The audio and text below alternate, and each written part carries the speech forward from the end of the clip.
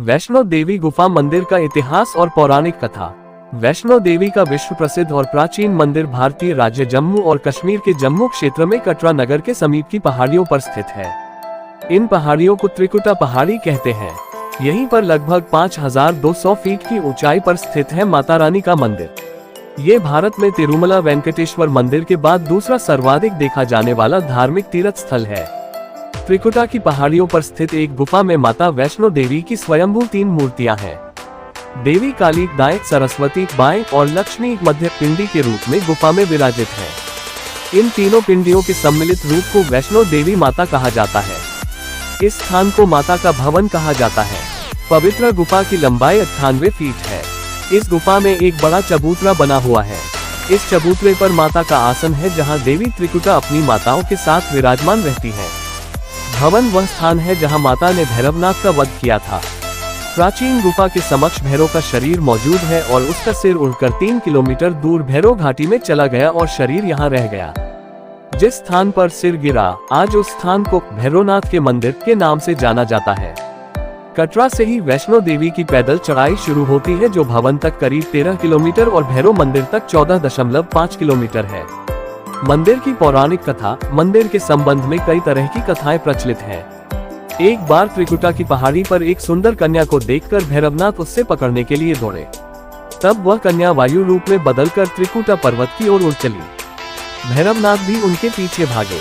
माना जाता है कि तभी मां की रक्षा के लिए वहां पवन पुत्र हनुमान पहुंच गए। हनुमान जी को प्यास लगने पर माता ने उनके आग्रह पर धनुष से पहाड़ पर बाण चलाकर एक जलधारा निकाली और उस जल में अपने केश धोए। फिर वहीं एक गुफा में प्रवेश कर माता ने 9 माह तक तपस्या की। हनुमान जी ने पहरा दिया। फिर भैरवनाथ वहां आ धमके। उस दौरान एक साधु ने भैरवनाथ से कहा कि तू जिसे एक कन्या समझ रहा है, वह आदिशक्ति जगदम्बा है, इसलिए उस महाशक्ति का पीछा छोड़ दे। भैरवनाथ ने साधु की बात नहीं मानी। तब माता गुफा की दूसरी ओर से मार्ग बनाकर बाहर निकल गयी। ये गुफा आज भी अर्धकुमारी या आदिकुमारी या गर्भजून के नाम से प्रसिद्ध है। अर्धकुमारी के पहले माता की चरण पादुका भी है। ये वह स्थान है जहां माता ने भागते भागते मुड़कर भैरवनाथ को देखा था। अंत में गुफा से बाहर निकलकर कन्या ने देवी का रूप धारण किया और भैरवनाथ वापस जाने का कहकर फिर से गुफा में चली गयी, लेकिन भैरवनाथ नहीं माना और गुफा में प्रवेश करने लगा।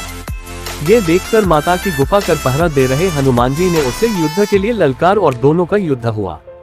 युद्ध का कोई अंत नहीं देखकर माता वैष्णवी ने महाकाली का रूप लेकर भैरवनाथ का वध कर दिया। कहा जाता है कि अपने वध के बाद भैरवनाथ को अपनी भूल का पश्चाताप हुआ और उसने मां से क्षमादान की भीख मांगी। माता वैष्णो देवी जानती थी कि उन पर हमला करने के पीछे भैरव की प्रमुख मंशा मोक्ष प्राप्त करने की थी। तब उन्होंने न केवल भैरव को पुनर्जन्म के चक्र से मुक्ति प्रदान की, बल्कि उसे वरदान देते हुए कहा कि मेरे दर्शन तब तक पूरे नहीं माने जाएंगे जब तक कोई भक्त मेरे बाद तुम्हारे दर्शन नहीं करेगा। उपरोक्त कथा को वैष्णो देवी के भक्त श्रीधर से जोड़कर भी देखा जाता है। 700 वर्ष से भी अधिक समय पहले कटरा से कुछ दूरी पर स्थित हंसाली गांव में मां वैष्णवी के परम भक्त श्रीधर रहते थे। वे निसंतान और गरीब थे, लेकिन वे सोचा करते थे कि एक दिन वे माता का भंडारा रखेंगे। एक दिन श्रीधर ने आसपास के सभी गांव वालों को प्रसाद ग्रहण करने का न्योता दिया और भंडारे वाले दिन श्रीधर अनुरोध करते हुए सभी के घर बारी बारी गए ताकि उन्हें खाना बनाने की सामग्री मिले और वह खाना बनाकर मेहमानों को भंडारे वाले दिन खिला सके। जितने लोगों ने उनकी मदद की वह काफी नहीं थी, क्योंकि मेहमान बहुत ज्यादा थे। वह सोच रहे थे इतने कम सामान के साथ भंडारा कैसे होगा। भंडारे के एक दिन पहले श्रीधर एक पल के लिए भी सो नहीं पा रहे थे, ये सोचकर कि वह मेहमानों को भोजन कैसे करा सकेंगे।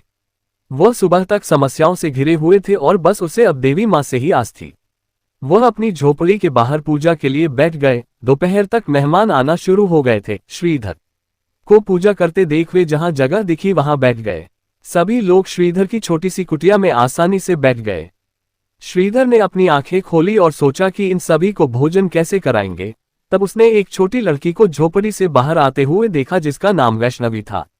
वह भगवान की कृपा से आई थी। वह सभी को स्वादिष्ट भोजन परोस रही थी। भंडारा बहुत अच्छी तरह से संपन्न हो गया था।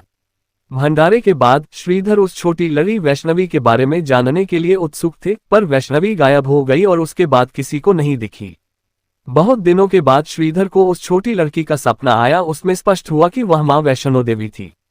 माता रानी के रूप में आई लड़की ने उसे गुफा के बारे बताया और 4 बेटों के वरदान के साथ उसे आशीर्वाद दिया। श्रीधर एक बार फिर खुश हो गए और मां की गुफा की तलाश में निकल पड़े और कुछ दिनों बाद उन्हें वह गुफा मिल गई। तभी से वहां पर माता के दर्शन के लिए श्रद्धालु जाने लगे।